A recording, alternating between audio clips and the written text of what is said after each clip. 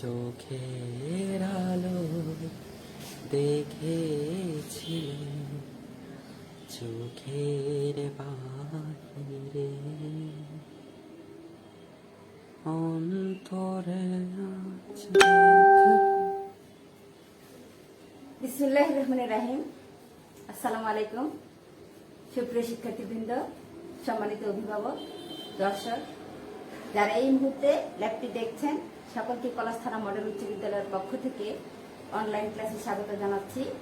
বরাবরের মতো ক্লাস পরিচালনায় আমি রাহিমা আক্তার, সরকারি শিক্ষক বাংলা, পলাশ থানা মডেল উচ্চ বিদ্যালয়, পলাশ, নরসিংদী। তো শিক্ষার্থীবৃন্দ, যারা তোমরা এই মুহূর্তে যুক্ত আছো, তারা ল্যাবটি একটু শেয়ার করে দিবে যেন সকলেই দেখতে পারে।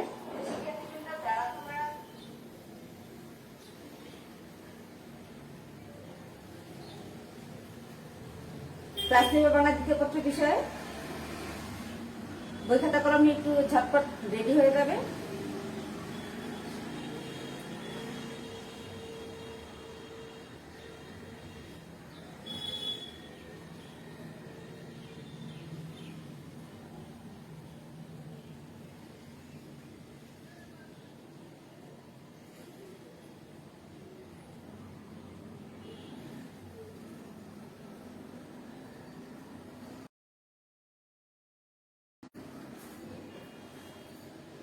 পড়ছিলাম আমরা নবম দশম শ্রেণীর বোর্ড বইয়ের তৃতীয় অধ্যায়ে নবম পরিচ্ছেদ।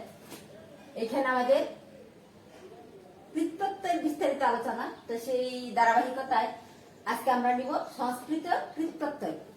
গতকাল আলোচনা করেছিলাম বাংলা কৃতত্বগুলো, প্রকৃতি প্রত্যয়, এসব কিছুর মধ্যে কি এটা একটা বিষয়। সংস্কৃত কৃতত্ব যে ভাগ করা হয়েছিল, প্রত্যেককে কয় ভাগ করা হয়েছে, যে কয় ভাগে তারই আজকে হচ্ছে কৃতত্বয়ে বাংলা কৃতত্ব। গতকাল আলোচনা হয়েছে, আজকে হচ্ছে সংস্কৃত কৃতত্ব। আশা করছি তোমাদের মনে আছে। তো এই ক্লাসে যাবার আগে আমি তোমাদের গুণ বৃদ্ধি সম্পর্কে বলেছিলাম, কারণ আমাদের প্রত্যয় প্রকৃতি প্রত্যয় নির্ণয় করতে হলে কি আমাদের গুণ বৃদ্ধিগুলোকে একটু মনে রাখতে হবে সবসময়। তো এই যে এখানে আবার একটু তুলে দিয়েছি, এটা আলোচনা করেছি। আমার মনে হয় আর আলোচনার কিছু নাই অন্তত এইটুকুতে। আর এই সংস্কৃত কৃতত্বটা কাকে বলে? প্রথমে প্রশ্ন এটা আমি আগে একবার বলেছিলাম যে সংস্কৃত প্রত্যেকটা জিনিসের কি আমরা যদি মেন জিনিসটা খুঁজি তাহলে কি আমরা সংজ্ঞাটা পেয়ে যাই। তো সংস্কৃত কৃতত্ব হবে যে সংস্কৃত প্রকৃতির সঙ্গে যুক্ত হয়ে, প্রকৃতি মানে তো ধাতু, তোমরা জানো ধাতুর আরেকটা তিয়ামু, এর সঙ্গে যে প্রত্যয় যুক্ত হয়ে নতুন শব্দ গঠন করে সেটা হচ্ছে কি সংস্কৃত কৃতত্ব। আর সংস্কৃত মানে তো তৎসম শব্দ, তোমাদের মনে আছে। তাহলে চলো আমরা একটু নিয়মগুলো দেখে নেই। তো এই যে এই প্রত্যয়টা করতে গেলে কিছু পরিবর্তন হয়,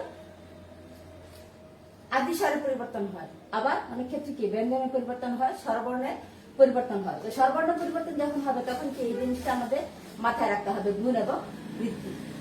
যে রস্যই দীর্ঘ হলে গুণ এ আর বৃদ্ধি হলে কি ঐকার হয়।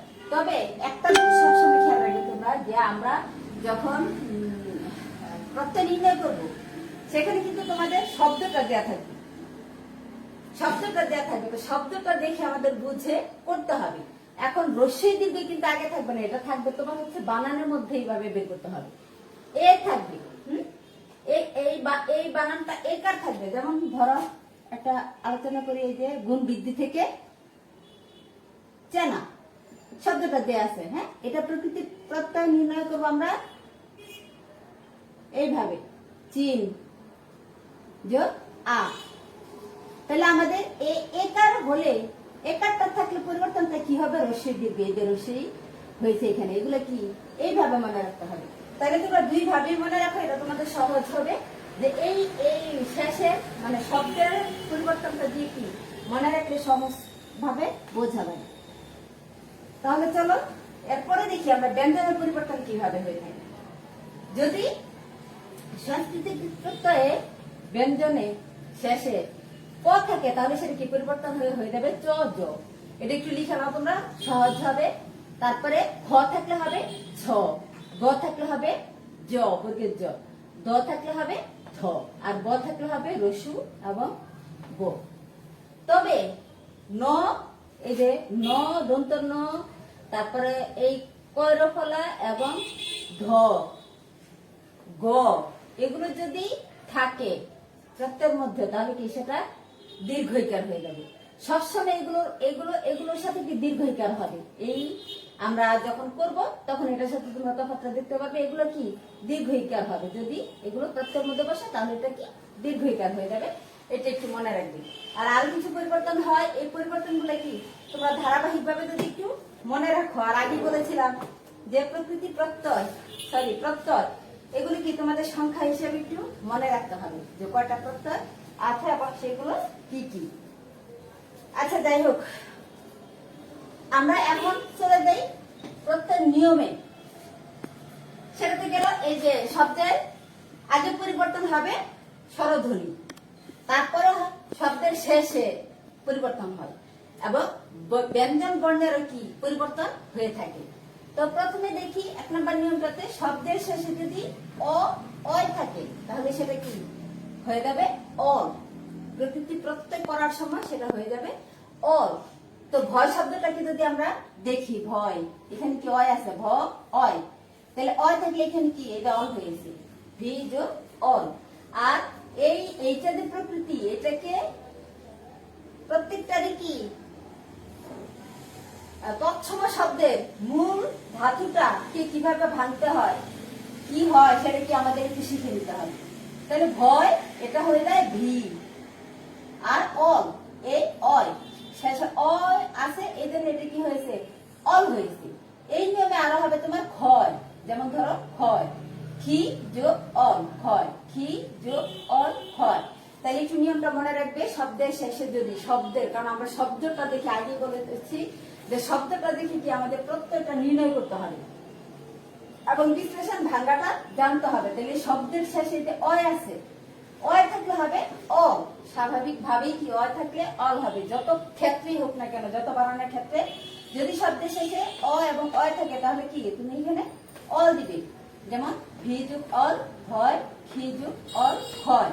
তারপরে যদি শব্দের শেষে অন থাকে, শব্দের শেষে যদি অন থাকে তাহলে সেটা হবে অনট। এই টটা কি অন ঠিক থাকে আর টটা ইট হয়ে যায়, ইট।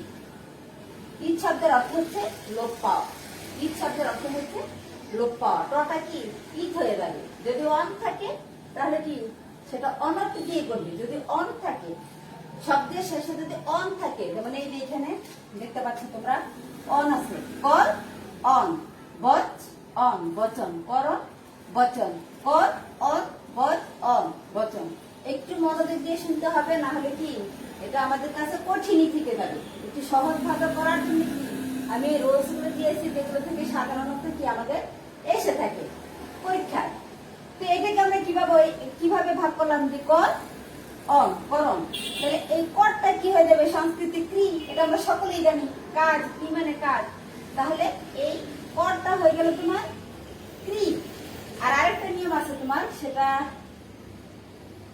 এই যে গুণ বৃদ্ধিতে যদি অ থাকে তাহলে কি হয় রি হয়। দেখেছে এই যে এখানে গুণ বৃদ্ধি কাজে লেগেছে, অ থাকলে রি হয়। অ আবার কি রি, র, রেফ, এগুলো যদি থাকে তাহলে সেটা কি রিকার হয়ে যায়। র এবং রেফ যদি থাকে, র এবং রেফ যদি থাকে তাহলে সেটা রিকার হয়ে যায়, এটা একটু মনে রাখবে। আর এই যে র, রেফ, এই দুইটা যদি থাকে তাহলে কি হয় রিকার হয়ে যায়, রিকার। র রেফ থাকলে রিকার হয়ে যায়। যেমন পদ, এখানে কি র আছে, এটা কি হয়ে গেছে,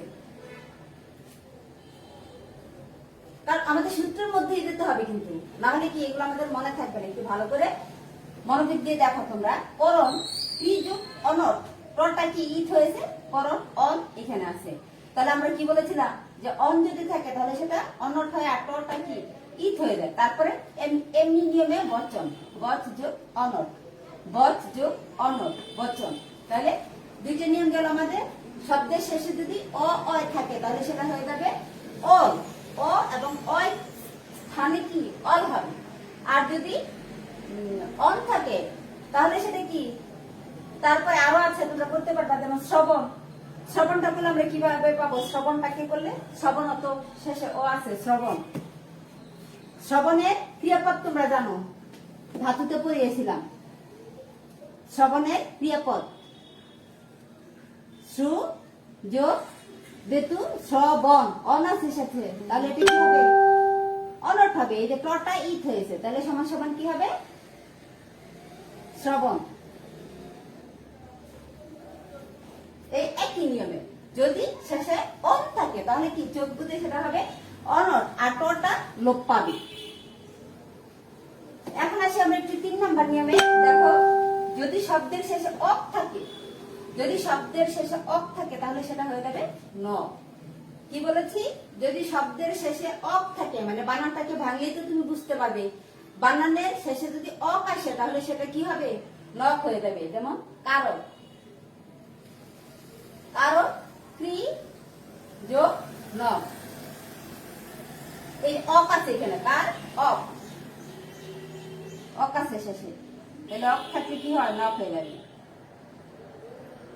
ক্রি যোগ ন কারণ, এই যে মূর্ধন্য ন, এটা মনে রাখবে। এমনি আছে পাঠক, পঠ যোগ ন পাঠক। দুইটা নিয়ম, দুইটা উদাহরণ এখানে দিয়েছি। তাহলে শব্দের শেষে যদি অক থাকে, শব্দের শেষে যদি অক থাকে তাহলে সেটা কি হয়ে যাবে, নক হয়ে যাবে। এগুলো তোমরা ধারাবাহিকভাবে যদি তুলে রাখো তাহলে তোমাদের মুখে মনে থাকবে বেশি। তারপরে দেখো তা ধা, যদি শব্দের শেষে তা এবং ধা থাকে তাহলে সেটা হয়ে যাবে ত্রিশ। শব্দের শেষে যদি তা এবং ধা থাকে তাহলে সেটা হয়ে যাবে ত্রিশ। যেমন নেতা, এই যে শব্দের শেষে তা আছে, শব্দের শেষে তা আছে। আর এইখানে আরেকটা নিয়ম হয়েছে, দেখো, যদি আমি কি বলেছিলাম, যদি ব্যঞ্জন বর্ণের এই যে ন থাকে তাহলে সেটা কি হয়ে যাবে, দীর্ঘইকার হয়ে যাবে।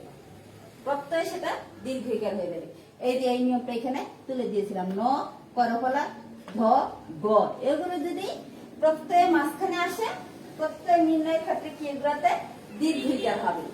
তা নেতা, তারপর এটা কিন্তু গুণ বৃদ্ধিতে আছে, ওই যে ওখানে দেখো নে, এটা কি হয়েছে, নি হয়েছে। আমাদের আছে রস্যি এবং দীর্ঘইকার, রস্যি এবং দীর্ঘইকার। এই যে একার থেকে কি হয়, আদি মানে শব্দের শুরুতে যদি স্বরধ্বনি এ থাকে তাহলে সেটা হয়ে যাবে রস্যি দীর্ঘই। সেই নিয়মটাও এখানে হয়েছে। গুণ বৃদ্ধিটা এই জন্য তোমাদের ভালো করে মনে রাখতে হবে। আর ব্যঞ্জনে কি পরিবর্তন হয়, সংস্কৃত কৃতত্বয়ে। আর এই নিয়মগুলোর পরিবর্তনটা কিভাবে আমরা সহজে করতে পারবো, কিভাবে আমরা সহজে করতে পারবো, সেই নিয়মগুলো কি তোমাদের একটু দেখতে হবে। নেতা, তাহলে এখানে শেষে তা আছে, তা থাকলে কি হয়ে যাবে, ত্রিশ হয়ে যাবে। তাহলে নিজ ত্রিশ, নেতা নিজ ত্রিশ। আর এখানে যেহেতু একার আছে সেই হিসাবে এটা কি গুণ বৃদ্ধির নিয়ম অনুসারে এটা এসেছে দীর্ঘইকার। তেমনি করে আবার হয়েছে দেখো ক্রেতা। তাহলে আমরা ওই যে কয়রফলা, কয়রফলা থাকলেও কি বলেছিলাম, দীর্ঘইকার হবে, এটার সঙ্গে দীর্ঘইকার হয়ে যাবে। কয়রফলা আছে তো এখানে কি দীর্ঘইকার হয়ে গেছে।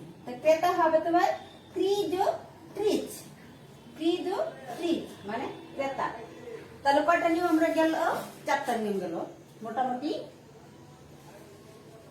তারপরে দেখো 5 নম্বর নিয়মটাতে যাই। যদি মান থাকে, শব্দের শেষে যদি মান থাকে তাহলে সেটা হয়ে যাবে তোমার সানচ। শব্দের শেষে যদি মান থাকে সেটা হয়ে যাবে সানচ। এই যে সানচ, এই নিয়মগুলো কি মুখস্থই করতে হবে, আর কোনো বিকল্প নাই। যেমন চলমান, এই যে মান আছে এখানে, চল যোগ সানচ চলমান। তেমনি আছে বর্ধমান, বৃদ্ধি যোগ সানচ, বৃদ্ধি যোগ সানচ বর্ধমান। মান থাকলে হবে সানচ। উদাহরণ হচ্ছে চল যোগ সানচ চলমান, বৃদ্ধি যোগ সানচ বর্ধমান। তারপরে 6 নম্বরে দেখো জ এবং জফলা। জ এবং জফলা যদি থাকে তাহলে সেটা হয়ে যাবে ঘ্যান। জ এবং জফলা যদি থাকে তাহলে সেটা হয়ে যাবে ঘ্যান। যেমন কার্য, কার্য থাকলে এই যে এখানে জ আছে, তাইলে আমরা এটা নিয়ম অনুপাতে কার, এই যে রেফ আছে, রি হয়ে গেছে, রিকার হয়ে গেছে, ক্রি যোগ ঘ্যান, ক্রি যোগ ঘ্যান। কার্য, জফলা থাকলে জফলা, জ এবং জফলা থাকলে এর স্থলে কি হবে, ঘ্যান হবে। 7 নম্বর নিয়মটা একটু দেখো, উ তব্য অনিয় এগুলো যদি থাকে তাহলে কি সেটার কোনো পরিবর্তন হবে না, এগুলোর কি পরিবর্তন হয় না। যেমন উক থাকলে উ কি হবে, তব্য থাকলে তব্যই হবে, শব্দের মধ্যে যদি এগুলো পাও। অনিয় থাকলে অনিয়ই হবে, তব্য থাকলে তব্য হবে, উক থাকলে উকি হবে। যেমন ভু যুগ উক ভাবুক, ভু যুগ উক ভাবুক, এই যে এখানে কি উক আছে শব্দে শেষে, এটা কি পরিবর্তন হয় না, এটাই হয়েছে। তারপর কর্তব্য ক্রি যুগ তব্য, ক্রি যুগ তব্য কর্তব্য, এই যে এখানে শব্দের মধ্যে কি তব্য আছে, রফলার জন্য রিকার ব ক্রি, ক্রি যুগ তব্য কর্তব্য। তেমনি করে আছে তোমার করণীয়, করণীয়টা কি হয়েছে ক্রি যুগ অনিয়, এই যে র আছে এখানে রিকার হয়েছে, ক্রি যুগ অনিয় করণীয়, ক্রি যুগ অনিয় করণীয়। তাহলে আমাদের পরিবর্তন নাই কোন কোন শব্দে, উ তব্য অনিয়, উ তব্য অনিয়, এই শব্দগুলোর কি পরিবর্তন নাই, এটা থাকলে এগুলি করতে হয়। তারপরে দেখো শব্দের শেষে যদি আমরা তো পাই, শেষে যদি তো আসে তাহলে সেটা কি কয়তে আক্ত হয়। যেমন মুচ যুগ কয়ত আক্ত, মুক্ত, তো আসে শেষে, মানে বানানোর উচ্চারণের ক্ষেত্রে কি উচ্চারণের বেলায় যেটা আসে তোমার শেষে ওইটা ধরে কি এই নিয়মটা। তো থাকলে কয়েকত, মুচ যুগ কয়েকত, মুচ যুগ কয়েকত, মুক্ত, মুক্তটা হচ্ছে মুচ যুগ কয়েকত। আর আমরা এই যে মুচটা এসেছে এখানে কিন্তু ক এর জায়গায় চ যোগ, ক এর জায়গায় চ এবং জ পরিবর্তন। এইভাবে যদি তোমরা এগুলো খাতায় লিখে একটু মনে রাখো তাহলে কি সহজে পড়তে পারবে, তোমাদের সমস্যা হবে না। তাহলে তি থাকলে শব্দের শেষে যদি তি আসে উচ্চারণের বেলায় তাহলে সেটা হবে কয়তা একত রস্বইকার, কয়তা একত রস্বইকার। যেমন মুচ যোগ তি কয়তায় রস্বইকার মুক্তি। একটু মন দিয়ে পড়লে কি সেটা একটু কঠিন মনে হয় না। তো যাই হোক, এরপরে যদি তোমাদের সমস্যা হয় তোমরা অবশ্যই সেগুলো বলবে। সংস্কৃতিক প্রত্যয় থেকে আজকে এই নিয়মগুলো কি আমি তুলে ধরেছি, এখানে আরো কিছু আছে, আসলে বোর্ডেও তো নিয়মগুলো কি ইয়া হয় না, জায়গাও হয় না। তো আমি আশা করছি তোমরা বাড়িতে একটু মন দিয়ে পড়বে, আর যে কয়েকটাই বাকি আছে তোমরা একটু সহজেই বুঝে যাবে, সমস্যা হবে না আশা করছি।